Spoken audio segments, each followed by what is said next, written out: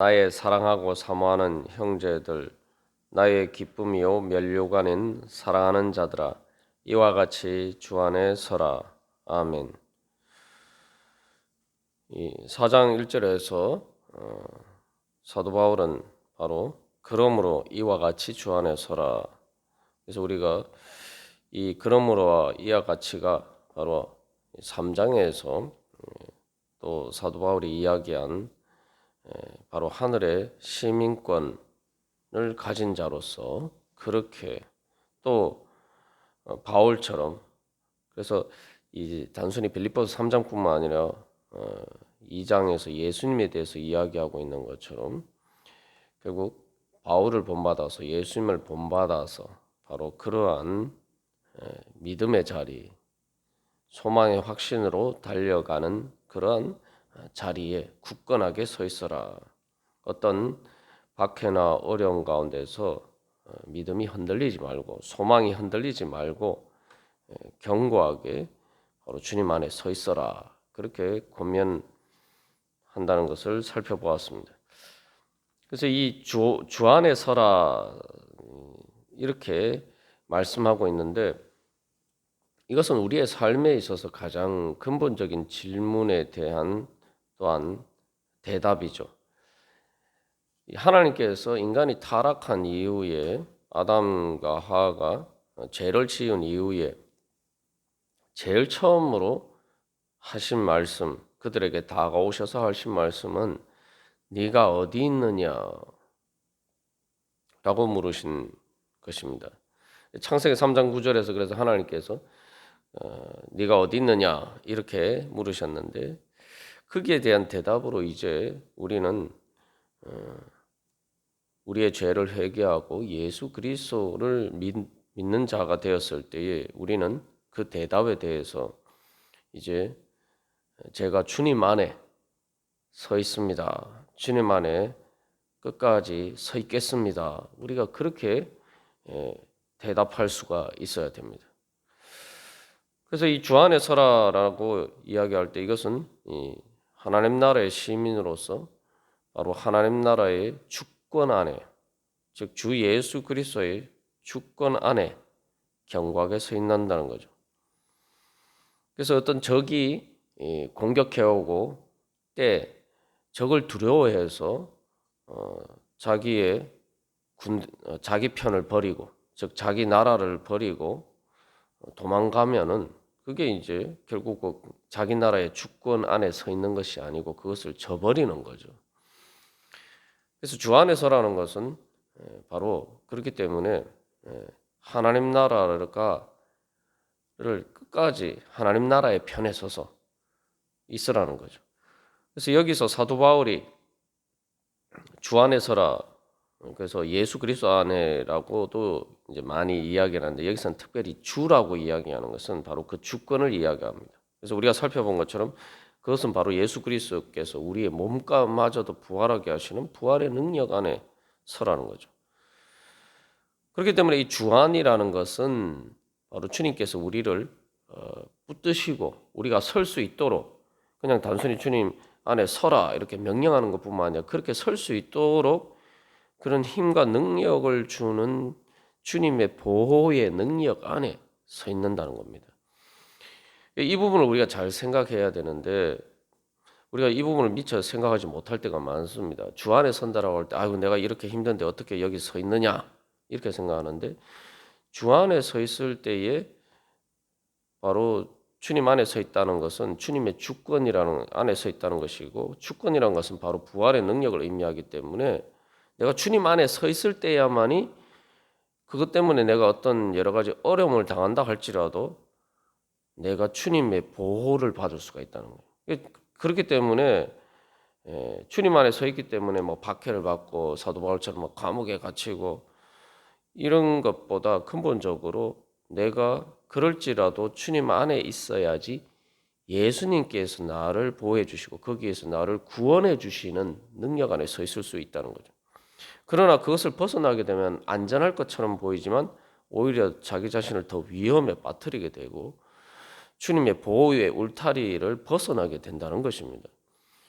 구약에서도 보면 이스라엘 백성들이 가나안 땅에서 앞에서 그 가나안 정복 전쟁을 앞두고 있었을 때에 그들이 하나님의 말씀에 순종하는 것을 두려워했죠. 그래서 들어가서 싸우다가는 자기들이 죽을 것 같다. 그래서 그 가나안 땅은 지옥, 그 사람을 삼키는 지옥과 같은 땅이다. 이런 식으로 이야기를 했단 말이죠. 그래서 그들은 안전하기 위해서, 자기들 목숨을 부지하기 위해서, 살기 위해서 그 위험을 회피한다라고 생각하고 하나님께 불순종했는데 결과 그들을 보호하시는 하나님의 구원의 울타리를 벗어나게 되는 거죠. 그래서 사도 바울이 빌립보서에서 계속 자기는 기쁘고 또 기뻐하라라고 했는데 우리가 진짜 기뻐할 수 있으려면은 주님 안에 서야 된다는 거죠. 왜 그렇습니까? 주님 안이라는 것은 결국 하나님 나라 안에 서라는데 하나님 나라가 뭡니까? 하나님 나라는 뭐죠? 우리가 보통 천국이라고 얘기하는 거죠. 결국 하나님 나라 안에 설 때에 선다는 것은 천국의 기쁨 안에 서는 겁니다. 결국 우리가 사도 바울이 고백한 것처럼 예수 그리스도를 위해서 모든 것을 손해로 여기고 잃어버리고 배설물로 여길 때에 여기고 주님 안에 서기 위해서 그 모든 것들을 감당할 때에 바로 주님의 보호 아래 서게 되고 주님의 능력을 힘입게 되고 그래서 바로 하나님 나라의 기쁨, 천국의 기쁨으로 기뻐할 수가 있다는 것입니다. 그래서 사도 바울은 그러므로 이와 같이 주 안에 서라라고 우리에게 다시 한번 권면하고 있는 것입니다. 그래서 우리가 이 말씀에 따라서 그러면 우리가 어떻게 주 안에 서느냐 조금 더 이제 실천적인 관점에서 이제 4장 2절부터 몇 가지를 이제 이야기를 하고 있습니다. 근데 여기서 그 근본적인 그 모든 것들을 뒷받침하는 주 안에 서기 위해서 우리에게 필요한 것은 바로 이 겸손하게 예수님께 복종하는 것이죠. 말 그대로 주 안에 그러니까 주님이라니까 뭡니까? 주님 안에 서려면 예수님을 나의 주님으로 인정하고 복종할 때 예수님께 복종할 때에 우리가 주님 안에 설 수가 있는 거예요. 그래서 이스라엘 백성들은 주님께 복종하지 않으므로 그 보호 울타리를 벗어났죠. 이게 전쟁이라는 관점에서 보면은 바로 전쟁에서 그 지휘관의 명령을 자기들을 지휘하는 그 장군의 명령을 따를 때에 사실 그것이 올바른 명령이라면은 능력 있는 정말 우리가 그냥 이순신 장군이나 이런 사람들의 지휘를 따른다면은 따라야지 안전할 수가 있는 거예요. 예전에도 예를 들어서 우리가 살펴봤습니다만 이순신 장군이 명량해전에서 배가 12척밖에 없는데 사실 인간적으로 보면은 지는 거죠. 이건 도저히 승산 가능성이 없는데 이순신 장군이 놀라운 것은 단순히 전쟁에서 이긴 게 아니라 이순신 장군의 명령을 따르면은 이 조선 수군은 거의 피해를 입지 않았다는 거예요. 전쟁을 해서 엄청난 옥포해전도 마찬가지고 이순신 장군이 싸운 모든 전쟁이 다 그렇습니다만 적은 엄청난 피해를 입고 말 그대로 큰 패배를 겪게 되었지만 이순신 장군은 큰 승리를 거두었는데 큰 승리를 거둔 것보다 더 놀라운 것은 아군의 피해가 별로 없어요. 명량해전에서도 실질적으로 아군의 조선 수군의 피해는 거의 없었단 말이죠. 별로 이렇게 죽거나 다친 사람이 그렇게 많지 않았습니다. 우리가 그런 예에서도 알 수 있는 것처럼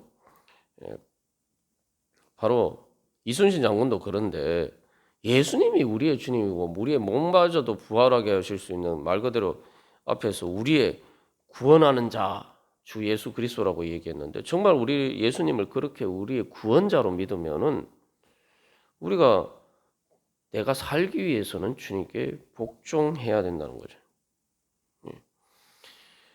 그래서 구원자라는 말 빌립보서 3장 20절에서도 우리가 나눌 때 그것이 이제 로마 황제를 이야기하는 그런 지칭하는 용어로도 쓰였다라고 얘기하는데 고대 지도자들은 황제나 왕은 이 구원자라는 말로 이렇게 지칭되었는데 그 이유가 뭡니까? 왕의 역할은 그 왕의 명령을 따를 때에 그 왕이 전쟁에서 그 백성들을 이기게 하고 자기 나라의 승리를 가져다 주기 때문에 그런 관점에서 구원자라고 부르는 거예요. 그리고 예수님이 우리의 주님이라고 믿으면은 세상의 그런 황제나 왕과 비교할 수 없는 그런 진정한 영원한 구원을 주시는 예수님이라고 믿으면은 우리가 주 안에 선다는 것은 서기 위해서 당연히 예수님께 복종할 수 있는 거죠. 그래서 군인들에게 있어서 이 빌립보 교회의 배경이 이제 태역 빌립보의 그 중심되는 핵심 계층이 바로 로마의 태역 군인들인데 군인들에게 있어서는 그 지휘관의 명령에 복종하면서 자기 목숨까지 바쳐서 싸우는 것이 군인의 명예란 말이죠. 이 복종이라는 말이 보통 우리의 그 한국말에서는 약간 이 부정적인 의미로 약간 어떤 타율적인 뭐 그런 의미로 사용될 때가 많습니다만 권위적이거나 이런 관점에서 많이 사용됩니다만 사실 예수님이 우리의 주님이신 예수님이 우리를 위해서 철저하게 자기를 낮추시고 죽기까지 복종하셨단 말이죠. 그렇기 때문에 이 주 안에 서는 것이야말로 바로 우리의 영광이고 예수를 믿는 하나님 나라의 시민으로서의 자랑스러워할 일이죠. 그래서 이 복종한다라고 할 때 주 안에 서다라고 할 때에 이게 서다는 것은 그 위치를 유지하고 있는 것인데 이것은 단순히 어떤 정적인 의미를 이야기하는 것이 아니라 우리의 자세를 흐트러뜨리지 말고 유지해야 된다는 거죠. 그 우리의 자세가 뭐냐? 사도 바울처럼 바로 표대를 향해서 달려가는 자세. 끊임없이 예수 그리스도를 본받아서 우리가 변화되어 가는 바로 그 자세. 역동적으로 주님 안에서 계속 예수님을 닮아서 성장하고 변화되는 바로 그 자세를 유지하라는 것입니다. 그런 관점에서 우리가 이 주 안에 서라라는 그 의미들을 다시 한번 분명히 깨달아 알 필요가 있습니다. 그래서 오늘도 우리가 주님 안에 설 때에 우리가 예배하거나 이런 모든 것들, 특별히 우리가 몸의 부활과 관련해서 우리가 단순히 뭐 생각으로만 예배를 드리는 게 아니라 우리의 몸을 특별히 예배당에 나와서 예배 드리고 하는 또 우리가 기도할 때에도 우리가 마음으로도 기도할 수 있지만 우리의 자세를 갖추어서 또 시간이나 이런 것들을 구별해서 주님 앞에 드리는 것은 바로 우리의 몸으로 몸의 부활을 소망하면서 몸까지 부활하는 그 완전한 구원을 소망하면서 우리 자신을 주님 앞에 복종하고 드리는데 특별히 우리의 몸도 주님께 복종시켜 드릴 때에 우리의 몸의 부활까지 이르는 완전한 구원을 소망하는 자세로 우리가 그렇게 하는 것이죠.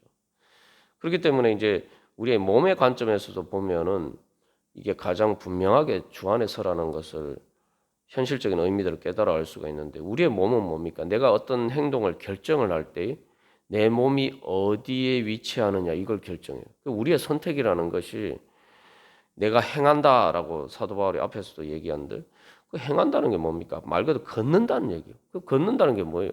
걸어서 내 위치를 이동시키는 거예요. 내 몸이 어디에 있느냐? 내 몸을 어디 위치하냐? 내 몸으로 움직이는 내 삶을 어디에 내 행동으로 무엇을 하느냐? 이게 결국 다 어디에 서 있느냐는 문제죠. 그래서 우리가 주님 앞에 특별히 예배할 때 예배당에 나와서 또 우리가 기도할 때 우리 자신을 구별해서 그렇게 드릴 때에 그때마다 우리는 우리의 몸으로 또 우리의 마음으로 제가 주님 안에 서 있기를 원합니다. 이것을 우리가 고백하는 거죠. 특별히 이 코로나19 상황 가운데 우리가 몸으로 사실 예배당에서 예배 드리는 일이 쉽지 않게 되었습니다. 이럴 때일수록 우리가 더욱더 우리가 주님 안에 설 수 있도록, 때로 뭐 이러한 문제 때문에 우리가 예배당에 직접 나와서 예배 드리지 못하는 상황이 생긴다 할지라도, 그렇기 때문에 우리가 더 우리의 마음과 또 우리의 삶을 통해서 주님 안에 서는 훈련을 해야 됩니다. 그래서 오늘도 바로 주님 앞에 기도하면서 나아갈 때에 제가 주님 안에 서기를 소망합니다 라고 우리가 기도하면서, 주님, 그러니 예수님께서 저의 주님이시니 저를 주님의 안에, 즉 주님의 보호의 품 안에, 그래서 주 안이라는 건 결국 뭡니까? 주님의 사랑의 품 안에, 주님의 능력의 품 안에 내가 있는다는 거죠. 그래서 주님 안에 저를 품어주시고, 주님 구원하여 주시고 보호하여 주시고 주님 안에서 기뻐하게 하여 주시옵소서. 우리 그렇게 소망하면서 우리 함께 기도의 자리 가운데 나아가도록 하겠습니다.